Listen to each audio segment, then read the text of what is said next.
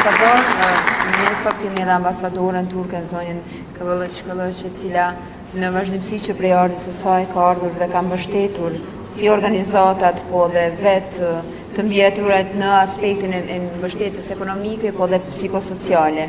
Nëse mund të ndani pak më ne se si e shihni ju këtë kategori, mbështetjen tuaj që keni dhënë dhe çfarë mendoni që janë praktikat e mira që Kosova duhet të marrë? Thank you, Jeta. Good afternoon, Honorable former President Atabete JAHJAGA, Her Excellency, ladies and gentlemen, ambassadors, colleagues. Well, it is an honor and pleasure for me to be here for this important event. I wholeheartedly congratulate Madam President JAHJAGA for the newly born foundation.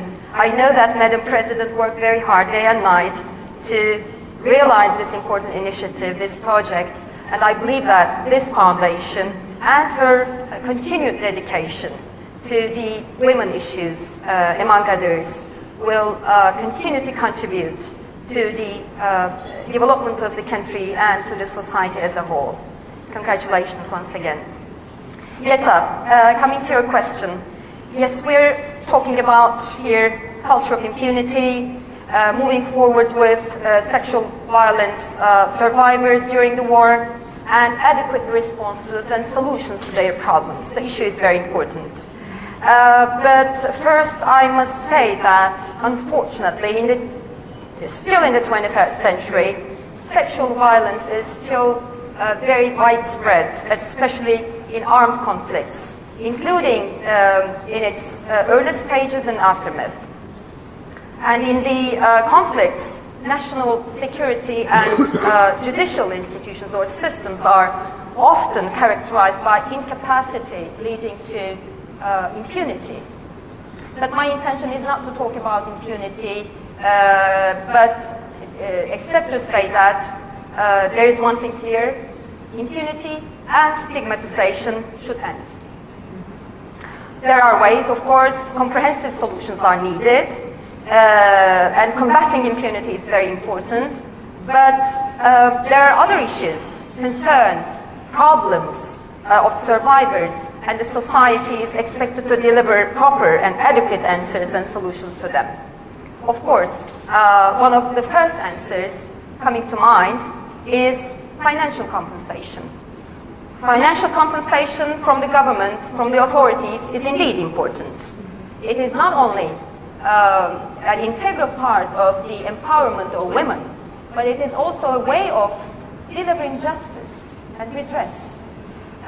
So I wholeheartedly congratulate the authorities for the newly approved pensions for the survivors. This is an exemplary, really, development. Yet, beyond financial compensation, what are the other ways that could help survivors deal with their past? I would say that there is an absolute need and necessity to bolster women's status, both at home and in every segment of society. How do we do that? I think you would agree with me that providing occupational training or vocational training is the best way to achieve this goal, first and foremost. Because providing vocational training, giving occupational possibilities and training would definitely contribute to women's empowerment in the society. And not only in the society. Surveys also show that there is a positive correlation between having vocation and the status of women, increased status of women at home through improved household welfare. So this is important. This is important. I mean, one thing is bolstering women's status both at home in the society. That is why my embassy, our institutions here in Kosovo, our sister municipalities back in Turkey, we are proud to be in close cooperation and solidarity with our women friends here by organizing this kind of vocational trainings or occupational opportunities, or if you say occupational therapy. This is really important. There are, of course, other ways too to further promote inclusion of women in the society, in the social and political life. Increased opportunities in education, health, decent work, economy, social protection. These are the priority areas. That is why societies should have a program or development programs, development agendas, which leave nobody behind. I would also argue that there is also a need for full, equal, and meaningful participation of women, especially women survivors, at the decision-making level. This is important, I believe. This is important because it is, I think, the only way for assuring that politics address their needs, problems, issues adequately. So this is another thing. All in all, primary goal here is to enable women to participate more in the activities of the everyday work, everyday life. This would not only contribute to their enhanced inclusion in the society, but also help their rehabilitation and raise the society as a whole in the end.